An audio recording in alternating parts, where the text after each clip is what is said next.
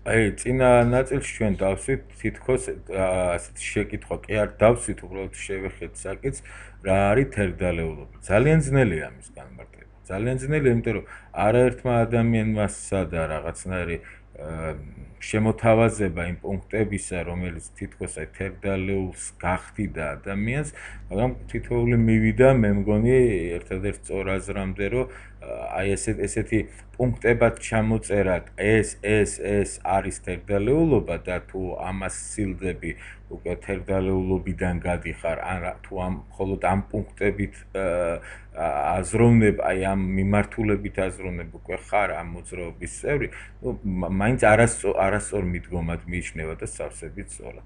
სწორია რომ ასეთი მიდგომა არსებობს, არასწორი რა ითვლება ეს მიდგომა. რა შეიძლება იყოს თერგდალეულობა, რა საერთო მახასიათებლები უნდა კონდეს მათ. მე მინდა რომ ჩვენი ლექციების ბოლოს საერთოდ ჩვენ ერთად შევქმნათ ესეთი რაღაც ჩვენეული წარმოდგენა, ჩვენეული დამოკიდებულება და დარწმუნებული ვარ რომ სავსებით ლოგიკური იქნება თქვენი განმარტება, მაგრამ მე რამდენიმე მაინც ვიტყვი, რამდენიმე ესეთ პუნქტს დავარქვევ ამას თუ რაც შეხედულებას, რაც ჩემი აზრით აი ამ ადამიანებს ერთმანეთთან აახლოებდა, თანამებრძოლება და თანამოაზრეებად ხდიდა. ნუ პირველი მაინც ალბათ ის არის, რაც რითაც იწყება ყველაფერი, ანუ ასპარეზზე გამოსვლა 60-იან წლებში ერთი თაობის ხალხია ისინი, მეორე ძალიან განათლებული ადამიანები არიან და მათი აზროვნება, ნუ მასშტაბის არის უკვე და არა მარტო აზროვნება, არამედ ცოდნაც, თითოეულ მათგანს მე ჩვენ ბიოგრაფიებში ჩამოვყევით ყველაზე მნიშვნელოვან მომენტებს გამოყოფ და ნახავთ რომ იმ დროს თუ კი ქართულს შეეძლო სადმე მიიღო კარგი განათლება, სწორედ თერგდალეულები ამას ახერხებენ. მესამე მართალია მათ ნაწილს გარკვეული გამოცდილება სახელმწიფო სამსახურში მუშაობისა აქვთ, მაგრამ საბოლოო ჯამში ეს არის მხოლოდ გარკვეული გამოცდილება და ისიც რაღაც ეტაპზე. თერგდალეულობა პრინციპში არის კოლაბორაციონიზმის პრინციპულად მოწინააღმდეგე. ის ნიშნავს კოლაბორაციონიზმი რა არის? ან იცით, ან მოკლედ განგიმარტავთ, მაგალითად ეს არის დამპყრობელთან, მტერთან თანამშრომლობა. აი ამით განსხვავდებოდა თერგდალეულობა იმ თაობისგან, რომელიც ამ დროს ჯერ კიდევ მყარად იყო, ანუ 50-იან წლებში, 60-იან წლების დასაწყისში, თაობისა, რომელსაც ვთქვით ყველაზე, რომელსაც შეეძლო ათასნაირი არგუმენტი დაეხსნა ის თუ რატომ დგას ქვეყნის იმ მთავრობის სამსახურში, რომელსაც ისინი რამდენიმე ათეული წლის წინ უფრო ახალგაზრდები რო იყვნენ, ესე გმირულად ებრძოდნენ 19 საუკუნის პირველი ნახევრის დასაწყის აჯანყებებმა მხედველობაში.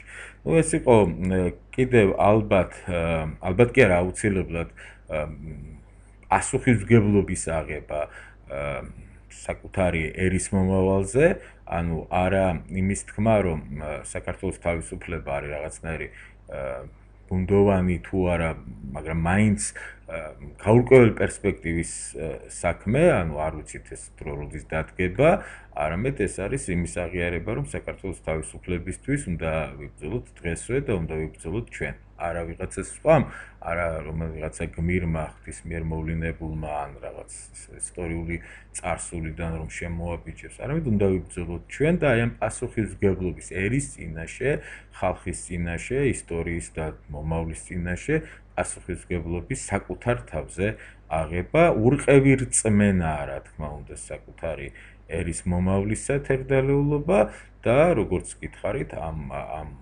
მომავლისთვის თავდაუზოგავი ბრძოლა, რაც პირველ რიგში სწორედ რუსიფიკაციის წინააღმდეგ ბრძოლაში გამოიხატებოდა.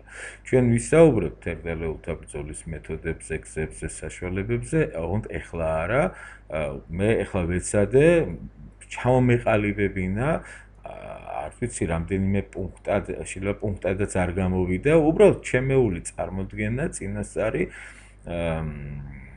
გამომეხატა რა არის თერგდალეულობა, ხო? და საბოლოო ჯამში ამას ქვია ასე ვთქვათ, ახალი ეტაპი ეროვნულ განმათავისუფლებელი მოძრაობისა. ახალი ეტაპი არ ნიშნავს იმას, რომ ძველთან მემკვიდრეობითი კავშირი არ აქვს თვითონ ილია ჭავჭავაძე ამბობდა, რომ ის დროშა, რომელიც ჩვენ ამაყად გვიჭირავს ხელთ, ანუ საქართველოს განმათავისუფლებელი მოძრაობის დროშა, მათ მემკვიდრეობით მიიღეს სწორედ წინათაობის მებრძოლთაგან და პირველ რიგში სოლომონ დოდაშვილისაგან. დიახ, მემკვიდრეობითი კავშირი რა თქმა უნდა არის, მაგრამ ეს არის მაინც ახალი ეტაპი, იმიტომ რომ ეს არ არის გამეორება ძველისა, ეს არ არის თუნდაც იმ თვალსაზრისით გამეორება ძველისა, რომ ტაქტიკა, სტრატეგია არის სულ სხვა.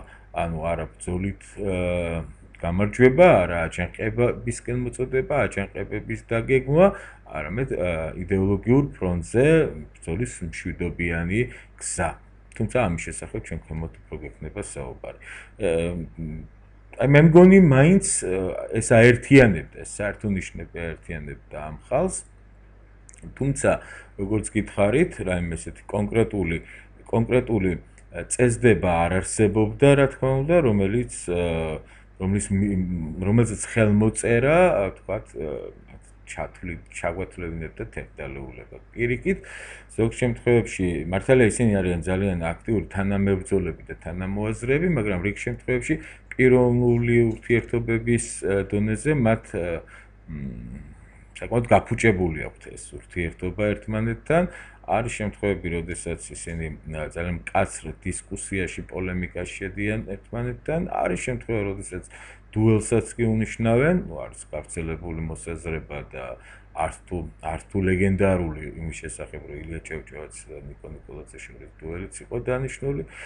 ვერ ვიტყვი, რომ სხვა თერთდალეულებს ერთმანეთთან ჰქონდათ ძალიან ტკბილი დამოკიდებულება. აი ამის მიუხედავად ის საერთო პლატფორმა, ის საერთო პოზიცია, რისი ნაწილიც ჩვენ სწრაფად ჩამოვთვალეთ, იმიტომ რომ ჩვენ იმედი გვაქვს, რომ საბოლოო ჯამში ამ განმარტებას უფრო სრულყოფილად კურსის ბოლოს როცა გავეცნობით თერთდალეულთა სოციალურ პლატფორმას, პოლიტიკურ პოზიციას, ეროვნულ პოზიციას და ასე შემდეგ ჩამოვაყალიბებთ, აი ეს საერთო ქმნიდა იმ ნიადაგს, რომ ეს ადამიანები თუნდაც ერთმანეთის მიმართ ყოფილიყვნენ დაპირისპირებულნი პიროვნულად, მაინც თანამებრძოლები და თანამოაზრეები იყვნენ. ეხლა ჩვენი მიზანი არის რას? განვიხილოთ კონკრეტულად ძირითადი შტრიხები ადამიანების, ან თერთდალეულების ბიოგრაფიიდან და კიდევ უფრო წარმოვაჩინოთ, თქვათ, გარკვეული მიმართულებებით მათი წვლილი, მათი ღვაწლი. რა თქმა უნდა, პირველ რიგში ჩვენ უნდა დავიწყოთ საუბარი ილია ჭავჭავაძით, რომელიც ბუნებრივია აღიარებულია როგორც ამ მოძრაობის ლიდერი, მათ შორის იმათგანაც კი თუ არა ლიდერობა, არამედ უდიდესი ავტორიტეტი, რომ თერთდალეულთაგან, რომლებიც გარკვეული პერიოდის მანძილზე ილია ჭავჭავაძეს უპირისპირდებოდნენ. აღარ შევეხები მის ბიოგრაფიას, თქვენ შეგიძლიათ ბევრად მეტი მასალა მოიძიოთ, ვინმე ახლა მე აქ წარმოვაჩენდი ან ვისაუბრებდი. ერთადერთი რაც ვიცით, რომ ილია ჭავჭავაძე პეტერბურგში გაემგზავრა სასწავლებლად 1857-1861 წლებში იქ სწავლობდა და როგორც თვითონ ილია იგონებს უნივერსიტეტში განსაკუთრებით ინტერესდებოდა პოლიტიკური და ეკონომიკური საგნებით, ნაკლებად სხვათა შორის იმ საგნებით, რომელსაც ოფიციალურად ასწავლიდნენ, უფრო მეტად ამ თავისუფალი მეცნიერებებით და თვითონ ილია ჭავჭავაძე წარმოადგენდა იმ დროს პეტერბურგის ქართველ სტუდენტთა სათვისტომოს აღიარებულ ლიდერს, ადამიანს, რომელიც ძალიან აქტიურად იყო ჩართული ქართულ სტუდენტთა ყველანაირ დისკუსიაში. პირიქით თვითონ წარმოადგენდა, აი მაგალითად კოტე აფხაზის მოგონება რო წავიკითხოთ, ჩვენ ხშირად ვიკრიბებოდით და ვბაასობდით როგორც საზოგადო კითხვებზე, აგრეთვე ჩვენს გაბეჭდავებულ სამშობლოს მომავალზე ვკითხულობდით ხშირად ქართულ წიგნებს. ანუ ეს იყო ერთგვარი საგანმანათლებლო წრე ქართველი სტუდენტებისა, უფრო ნაკლებად რევოლუციური, ჩვენ ნახავთ შემდეგ სხვა ქართველ მოღვაწეებს, რომლებიც უფრო აქტიურად იყვნენ ჩაბმული გარკვეულ გამოსვლებში, რევოლუციურ გამოსვლებში. ილია როგორც ჩანს ამ სახის აქტიურობას არ ამჟღავნებდა,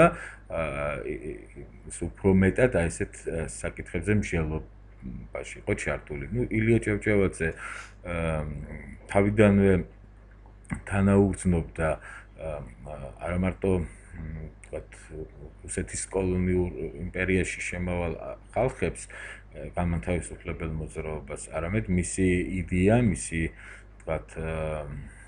ჟინი ბრძოლისა კარგად იკითხება მის დამოკიდებულებაში ჯუზეპე გარიბალდის მიმართ.